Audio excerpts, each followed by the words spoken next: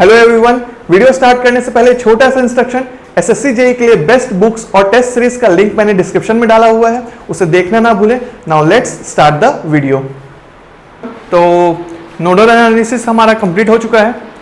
अब चलते हैं हम मैश एनालिसिस के ऊपर। ठीक है, यह भी काफ़ी अच्छा और इंटरेस्टिंग टॉपिक है। चलिए बेसिक से पकड़ते हैं इसको। राइट, मैश होता क्या है, पहले आप मुझे बताइए मैश का मतलब क्या होता है। लूप तो हम जानते हैं, पाथ भी जानते हैं। पाथ क्या होता था कि जहां भाई स्टार्टिंग पॉइंट और एंडिंग पॉइंट एक ना हो और कोई भी पॉइंट वहां पे एक से ज्यादा बार रिपीट ना हो, वो था पाथ। लूप में क्या होता है कि स्टार्टिंग और एंडिंग पॉइंट हमारा सेम हो जाता है, क्लोज्ड पाथ होता है, वही होता है लूप।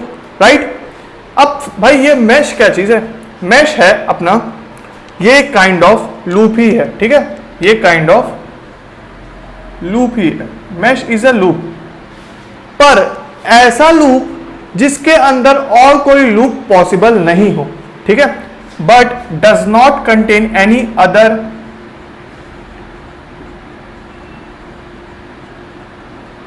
Loop inside it.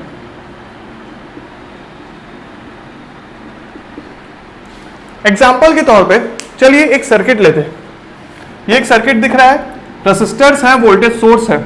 कितने लूप्स हैं इसमें? राइट, एक लूप तो ये हो गया, ये हो गया क्या, पहला लूप, इसको मैं मार्क कर देता हूं 1। नेक्स्ट दूसरा लूप हो गया ये, दूसरा लूप। दो ही लूप है क्या? नहीं, एक और बड़ा लूप है। कौन सा? ये है जो पूरा ले लेता है। ठीक है, तो ये एक बड़ा लूप भी है जो है हमारा 3। राइट, तो ये बड़ा लूप थर्ड लूप है। 3 लूप्स हैं अपने, और इन 3 लूप्स में से कौन कौन से मैश हैं और कौन कौन से लूप्स हैं देखा जाए तो यहां पे मुझे दिखता है 3 लूप्स हैं इस सर्किट में, तीनों ही लूप हैं। पर मैश कौन सा है? मैश वो लूप है जिसके अंदर और कोई लूप पॉसिबल ना हो। अगर आप लूप नंबर 3 को देखें तो ये बड़ा सा लूप है, पर इसके अंदर एक लूप ये है, एक लूप ये है, तो मतलब इस लूप के अंदर भी आपका लूप बनाना पॉसिबल है, इसलिए लूप 3 मैश नहीं है। ठीक है, मैश 1 एक लूप है, सॉरी लूप 1 एक मैश है और लूप 2 एक मैश है। तो मतलब कि क्या, मेरे पास टोटल नंबर ऑफ मैश कितने हो गए? 2 मैश। ठीक है, तो इस सर्किट से हमें पता चल गया कि यहाँ पे 2 मैश है। तो अब आपको समझ में आ गया होगा कि भाई लूप क्या होता है और मैश क्या होता है। ठीक है, अब चलते हैं। जैसे कि नोडल एनालिसिस था, वो किस पे बेस्ड था? केसीएल, किरचॉफ्स करंट लॉ और ओम्स लॉ के ऊपर बेस्ड था। मैंने प्रूफ भी किया था आपको। ठीक है, वैसे ही mesh analysis is based on KVL and Ohm's law.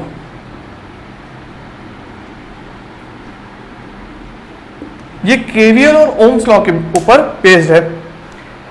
Number of equations nodal analysis में कितने आ रहे थे? नोड्स -1 क्यों? रेफरेंस नोड के कारण एक इक्वेशन कम लगता था, इसलिए n-1 इक्वेशंस थे।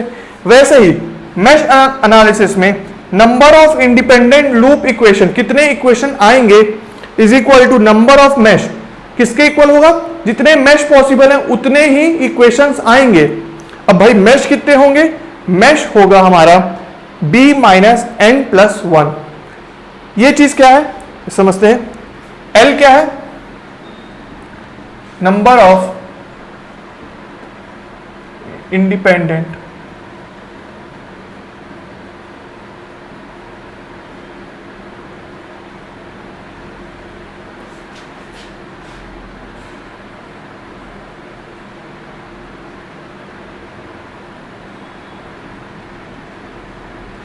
ठीक है, B क्या है? नंबर ऑफ ब्रांचेस, और N क्या है? N है नंबर ऑफ नोड्स।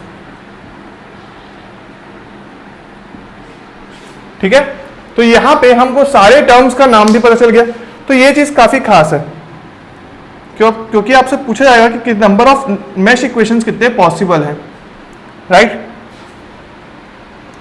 तो इसे आप मार्क करके रखें। आइए निकाल के देखते हैं इस सर्किट में कितने नोड्स हैं। नोड्स कितना है इसमें, ऐसा सर्किट जिसमें एक से ज्यादा, ये एक नोड है प्रिंसिपल नोड, ठीक है, क्योंकि यहां पे 1 2 3 चीज मिल रहा है और एक और ये है, ठीक है, ठीक है, और एक और ये नोड है। ये दोनों प्रिंसिपल थे और ये कितना सिंपल है, और ये क्या है, ये भी एक सिंपल नोड है। तो टोटल नंबर ऑफ नोड्स अगर मैं इसमें देखूं तो n क्या था इसमें, इस इक्वेशन में n है 4, 1 2 3 4। ब्रांचेस कितने हैं, ब्रांचेस कैसे काउंट करते हैं, नंबर ऑफ कंपोनेंट्स या एलिमेंट्स किसी भी सर्किट में वो हमारा बताता है ब्रांचेस। 1 2 3 4 5 ब्रांचेस, बी आ गया 5।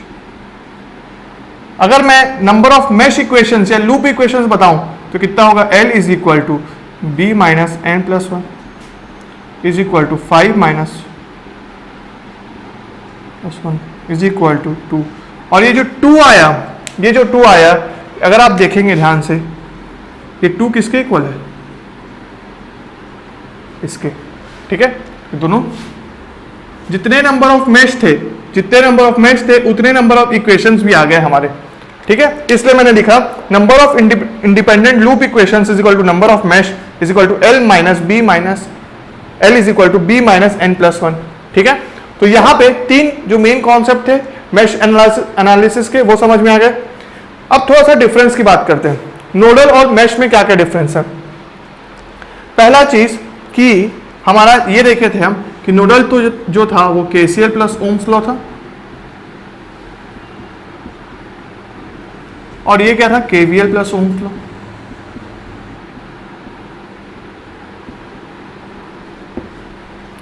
राइट, ये क्या है, डिफरेंसेस है, डिफरेंसेस, ठीक है। अब नंबर ऑफ नोडल इक्वेशंस क्या थे, n-1, ठीक है, और ये मैश इक्वेशंस कितना है, ठीक है। नोडल एनालिसिस किसके लिए वैलिड है, planar and non planar.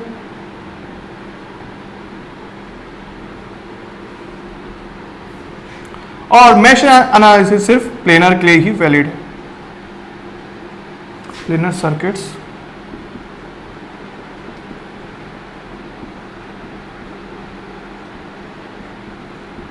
Planar और नॉन प्लेनर मतलब क्या होता है, अगर किसी सर्किट को आप एक पेपर में ड्रॉ कर सकते हो तो वो प्लेनर हुआ। अगर नॉन प्लेनर मतलब कि क्या, अगर वो वाइंडिंग्स जो है उसको अगर आप ड्रॉ नहीं कर पा रहे हो तो वो क्या होगा, नॉन प्लेनर होगा, ठीक है। तो ये तो कुछ था डिफरेंस। अब पता लगाना है कि नोडल एनालिसिस सेलेक्ट करेंगे या मैश एनालिसिस सेलेक्ट करेंगे। तो उसके लिए हमको क्या करना पड़ेगा, हमको इक्वेशंस कंपेयर करना पड़ेगा। अगर आपका n-1 greater than b minus N plus 1 आया तो फिर कौन सा भाई, तो फिर number of nodal analysis equations कितना होंगे, ज्यादा होंगे, मैश इक्वेशंस कम होंगे, तो मैं मैश इक्वेशंस की ओर जाऊंगा, ठीक है। और अगर n-1 less than b minus N plus 1 आया तो फिर क्या होगा, ये हो जाएगा नोडल एनालिसिस, राइट। तो उसको आप अगर इंटरचेंज कर देंगे तो आपको यहां पे, और एग्जामिनर क्या कर सकता है, n को इधर ला सकता है और फिर उसका सिंप्लीफाई भी कर सकता है, पर बेसिक यही रहेगा कि कौन सा आपको चूज करना है, वो इस इक्वेशंस को कंपेयर करके ही होगा, ठीक है। अब जैसे कि हमने नोडल एनालिसिस में देखा था 3 टाइप के केसेस देखे थे, राइट। वैसे ही मैश इक्वेशंस का एक प्रोसीजर बताया जाएगा आपको, ठीक है, वो प्रोसीजर समझाऊंगा मैं, और उसके बाद एक ही फिगर में आपको 3 टाइप बताऊंगा मैश एनालिसिस के, ठीक है। तो फिर स्टार्ट करते हैं। तो ये है हमारा प्रोसीजर, ठीक है। आइए एक एक करके समझते हैं। Identify number of independent meshes find करने हम लोग कितने मैश होंगे, वो लूप्स जिसके अंदर कोई और लूप ना हो, कितने मैश है भाई यहाँ पे? पहला 1 2 और ये 3।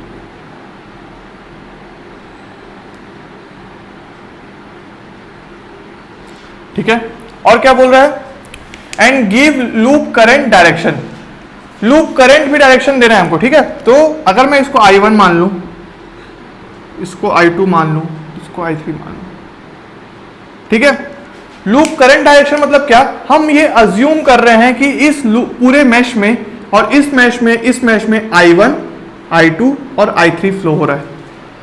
ठीक है, इस मैश में I1 फ्लो हो रहा है, इस मैश में I2, इस मैश में I3, ये हम अज्यूम कर रहे हैं। ठीक है, प्रिफरेबली इन क्लॉकवाइज डायरेक्शन। जब भी आप मैश अज्यूम करेंगे तो कोई एक डायरेक्शन में कीजिएगा, ज्यादातर तक हम क्लॉकवाइज डायरेक्शन में ही इसको अज्यूम करते हैं। ठीक है, next, right KVL equation in each loop considering that loop current to be greater. जैसे कि नोडल एनालिसिस में करते थे हम, कि जब नोडल एनालिसिस का वैल्यू लिखते थे तो उस नोड को हायर पोटेंशियल में मानते थे, वैसे ही यहां पे भी जो करंट फ्लो हो रहा है उसको हम हायर वैल्यू मानेंगे जब उसके लिए हम केवीएल इक्वेशन लिखेंगे। ठीक है, solve the equation to get the loop currents. सॉल्व कीजिए इक्वेशन को और आपको लूप करंट्स मिल जाएगा। तो ये है हमारा टाइप 1। इसमें देखते हैं कैसे इक्वेशंस लिखते हैं।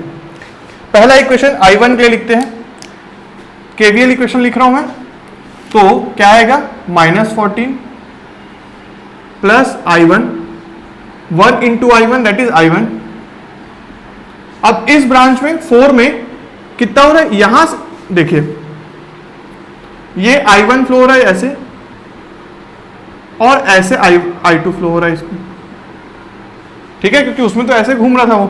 तो अब आप मुझे बताइए कि मैं बोला इसमें कि लूप करंट जिसके लिए आप लिखेंगे उसको हायर पोटेंशियल में मान के चलेंगे, तो इसको आप कैसे लिखेंगे पता है? ये हो जाएगा 4 इंटू I1 माइनस I2। ठीक है, वैसे ही आप जब इसके लिए लिखेंगे तो यहां पे क्या आएगा? +6, फिर I1 minus I3 plus I1 minus I3 is equal to 0। ये आ गया आपका इक्वेशन 1। ठीक है, नेक्स्ट हम इक्वेशन 2 लिखते हैं। इक्वेशन 2 क्या आएगा? यहां पर I2 को बड़ा मानेंगे। ठीक है, तो I2 माइनस I1, 4 क्यों 4? क्योंकि यहां पे भाई I2 माइनस I1 इंटू 4, फिर प्लस 2I2, फिर प्लस 2I2 माइनस I3। ये दूसरा इक्वेशन। नेक्स्ट थर्ड इक्वेशन में क्या होगा? ये थर्ड लूप में हम लेते हैं 1 ohm into I3 minus I1 plus 6,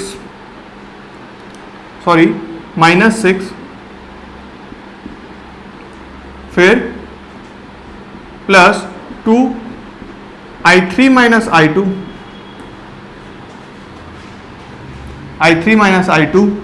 फिर लास्ट में plus I3 is equal to 0।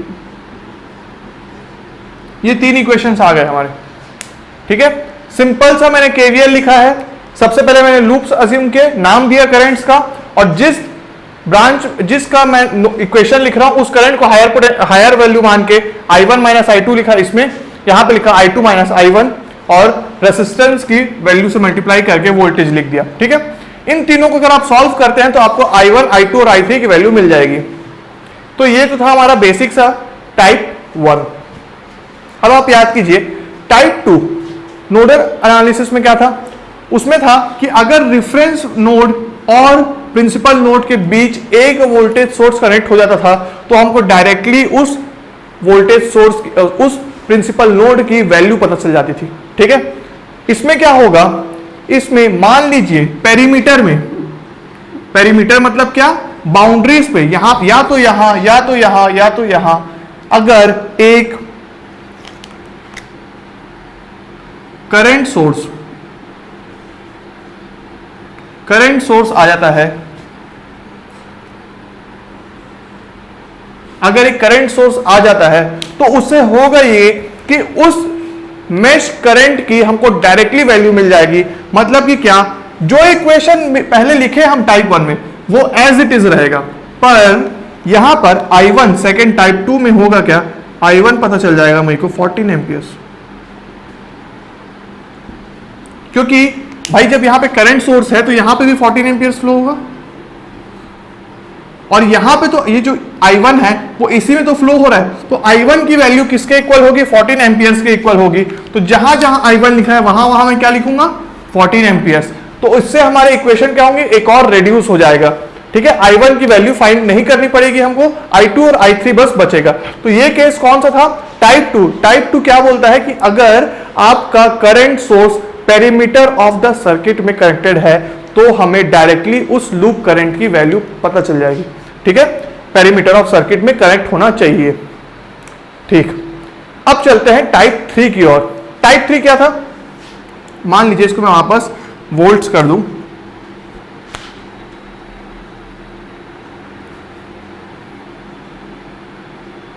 ठीक है, और टाइप 3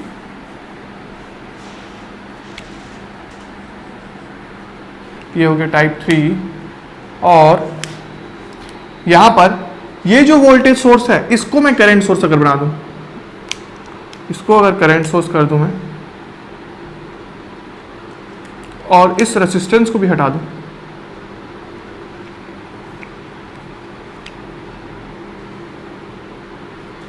तो ये हमारा है टाइप 3।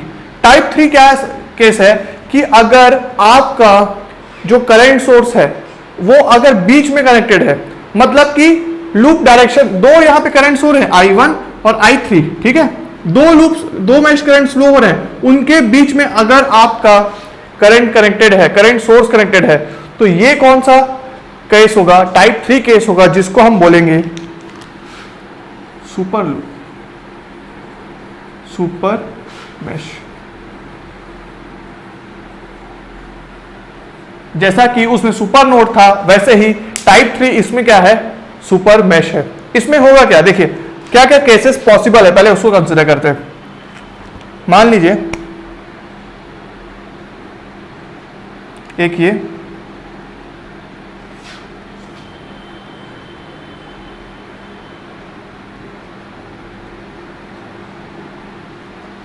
अगर करंट डायरेक्शन ऐसा है और I1 ऐसे फ्लो हो रहा है, I2 फ्लो हो रहा है ऐसे, तो होगा ये, अगर इसका मैं लेता हूं 5 एम्पियर, सपोज 5 एम्पियर होगा, तो मैं क्या लिखूंगा, I1 minus I3 is equal to 5। ठीक है, क्योंकि ये करंट सोर्स का डायरेक्शन भी लूप करंट I1 के इक्वल है, इसलिए मैं I1 minus I3 is equal to 5 लिखा। सपोज अगर ये ऐसा होता और फिर से I1 ऐसे आता और I3 आता ऐसे, तो ये क्या होता, ये होता फिर I3 minus I1 is equal to 5। वैसे ही अगर ये दोनों नीचे ऐसा होते और ये भी ऐसे आता और ये भी ऐसे आता, तो ये क्या हो जाता, I1।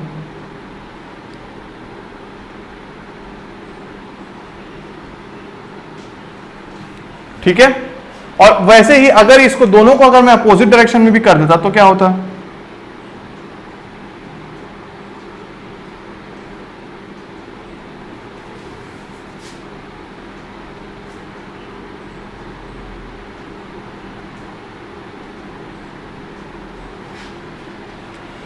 राइट। तो ये केसेस थे पॉसिबल इस सुपर में, इस जैसे कि हम सुपर नोड में क्या करते थे, हम यही तो करते थे कि एक वोल्टेज सोर्स कनेक्ट हो जाता था प्लस माइनस, और यहाँ पे अगर V1 है और ये V2 है तो हम लिखते थे V1 minus V2 is equal to, यहाँ पे 5 वोल्ट था, 5 वोल्ट लिख देते थे, ठीक है। तो एक इक्वेशन एक्स्ट्रा हमको डायरेक्टली पता चल जा रहा था और हम फिर उसके लिए डायरेक्टली पूरे के पूरे दोनों नोड्स के लिए एक साथ केसीएल लिखते थे। वैसे ही केस यहां पे भी होगा कि यहां पे एक इक्वेशन तो हमको डायरेक्टली मिल जाएगा, कौन सा, I1, ये केस 3 के लिए, ठीक है, ये तो टाइप 2 के लिए था। और टाइप 3 के केस में अगर मैं लिखूं, और ये है मेरा टाइप 1, इसको पहले मार्क करता हूं,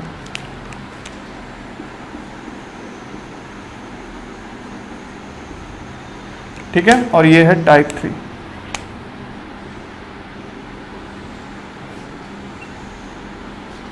टाइप 3 में क्या हो रहा है, I1 इस डायरेक्शन में है, I3 ऐसे हो रहा है घूम के, ठीक है। तो और ये क्या है, एम्पियर्स। तो होगा क्या, होगा ये कि I3, एक इक्वेशन तो क्या होगा, I3 minus I1 is equal to 6 ampere, ठीक है। एक इक्वेशन ये आ गया। I2 का इक्वेशन जो रहेगा सेम रहेगा, ठीक है। ये कौन सा इक्वेशन रहेगा, ये इक्वेशन 1 होगा, और इक्वेशन 2 जो था हमारा, ये I2 इस मैश का, वो एज इट इज रहेगा 2 इज इक्वल टू 2, ठीक है। इन दोनों का ये सेम रहेगा। थर्ड इक्वेशन जो रहेगा वो क्या होगा, इन लोग के लिए अब एक साथ मुझे केवीएल इक्वेशन लिखना पड़ेगा, मतलब कि क्या, ये ऐसा होगा,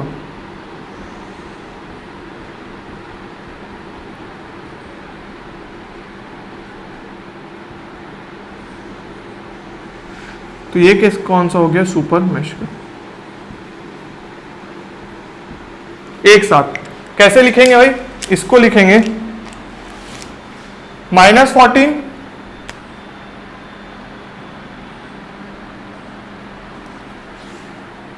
ठीक है, -14 प्लस I1, ठीक है, फिर सेम 4 I1 माइनस I2, ठीक है। देन यहां से क्या हुआ, यहां पे हो गया I3 plus 2 I3 minus I2, ठीक है, प्लस I3,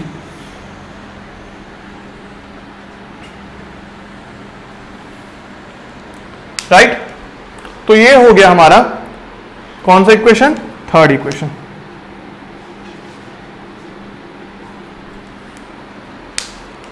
टाइप 2 में क्या हुआ था, एक इक्वेशन बस आया था, बाकी सारे इक्वेशन एज इट इज थे और उसमें बस मुझे I1 की वैल्यू पता चल गई थी।